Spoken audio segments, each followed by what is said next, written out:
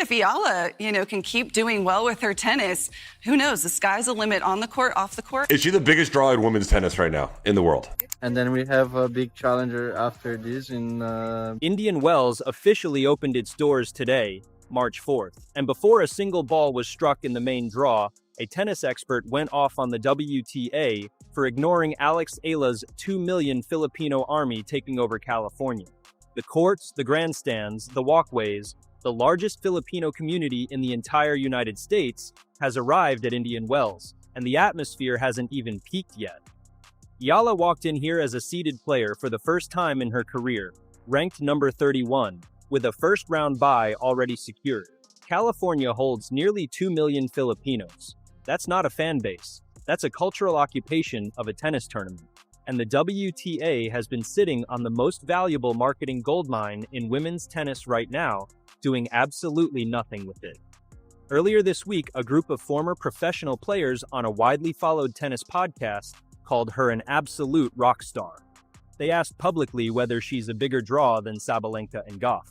And the answer was an immediate yes. Kim Clijsters compared her fame to Michael Jordan's. Navratilova, speaking specifically ahead of Indian Wells, said it's very important for Eala to be protected from the craziness that comes with all of this. Tennis experts are going off, and the WTA is still treating this like a Tuesday. If you haven't subscribed yet, do it now, because this conversation is only getting louder from here. So what exactly is the WTA ignoring, and why does it matter far more than most people realize? Melbourne had a Filipino community. Dubai had Filipino workers and expats scattered across the UAE. Abu Dhabi was the same story. Every venue produced extraordinary crowds, extraordinary noise, and extraordinary atmosphere.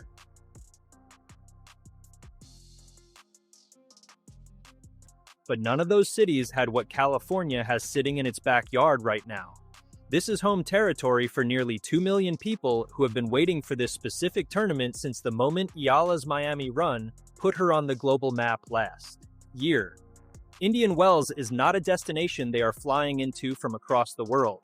It is within driving distance from communities that have been tracking her ranking climb, her results, and her draw announcement with the kind of attention most sports organizations would pay billions to manufacture.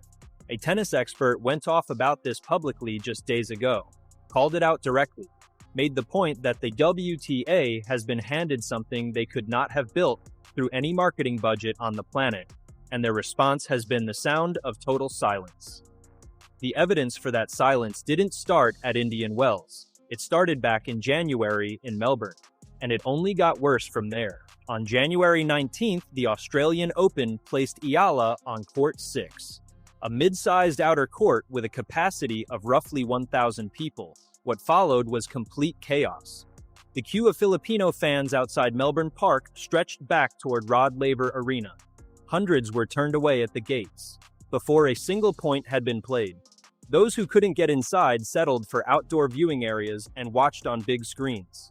Inside court 6, there was not a single empty seat, not a gap along the courtside ledge, not an unoccupied spot at the bar overlooking the sideline. Philippine flags covered the stands in every direction. Chants of "Let's go, Alex" rang out so loudly that the umpire had to repeatedly call for quiet during play. Eala's opponent that day was Alicia Parks, ranked number 99 at the time. Parks admitted after the match that the atmosphere genuinely rattled her in the first set. She told reporters she had to keep reminding herself to stay in the zone because the noise was affecting her concentration. Parks eventually won 0-6, 6-3, 6-2, after being completely bageled in the opening set in front of that wall of sound. A prominent tennis coach stated publicly after the match that the organizers should have seen this coming days earlier. Eala was already being mobbed during her practice sessions before the tournament even started. That was a visible, documented signal, and the organizers still put her on a court built for 1,000 people. One sports journalist put it plainly on social media that day. Putting Eala on court 6 was just dumb. That was January. The WTA watched it happen. And then in February, they somehow made it worse.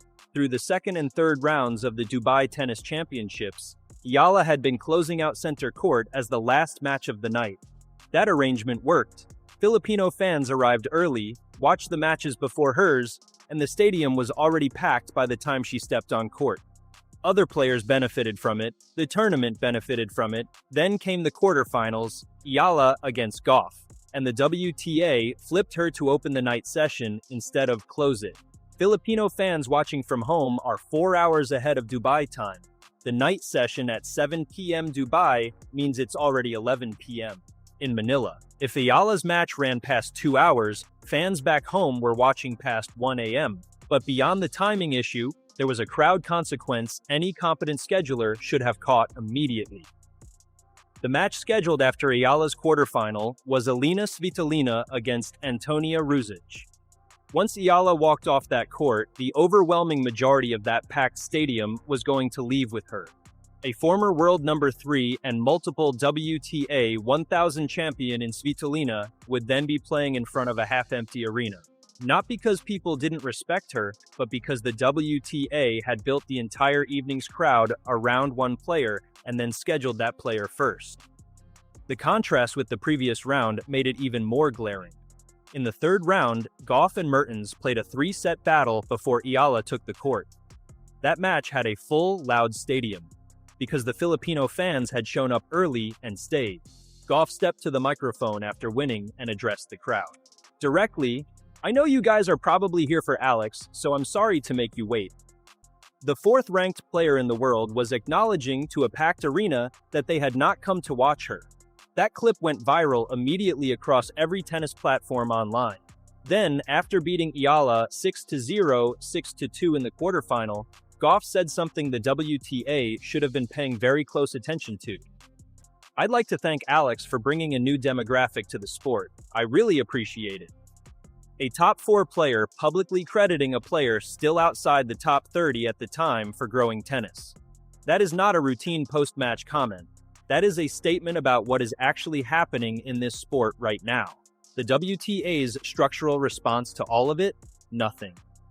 Just days before Indian Wells opened on the Nothing Major podcast, former professional players had a conversation the WTA's marketing department needs to watch in full. The central question was direct. Is Alex Eala the biggest draw in women's tennis right now? Bigger than Sabalenka? Bigger than Goff?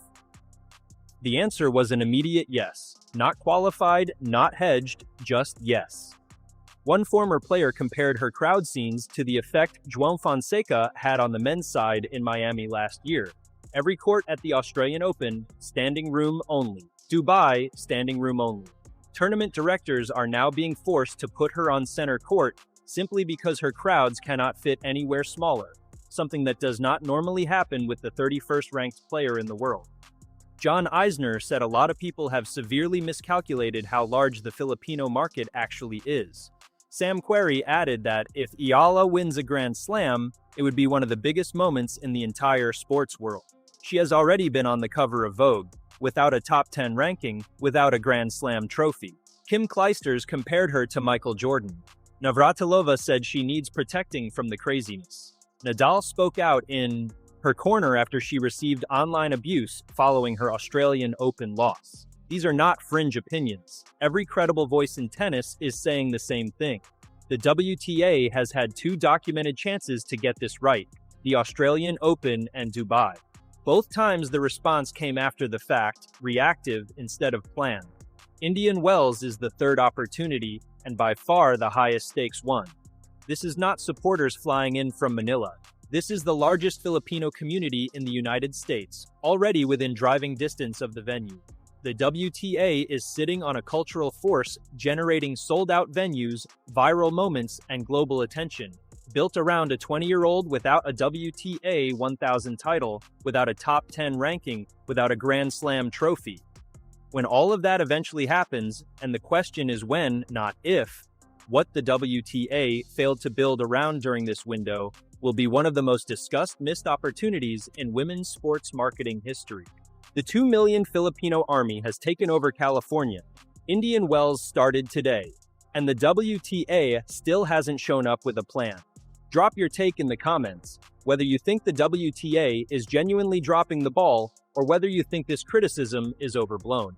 And if